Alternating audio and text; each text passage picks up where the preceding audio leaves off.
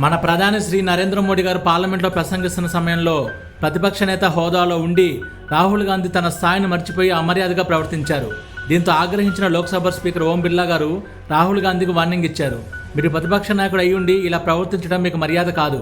మీకు మాట్లాడేందుకు సరిపడే సమయం ఇచ్చాను.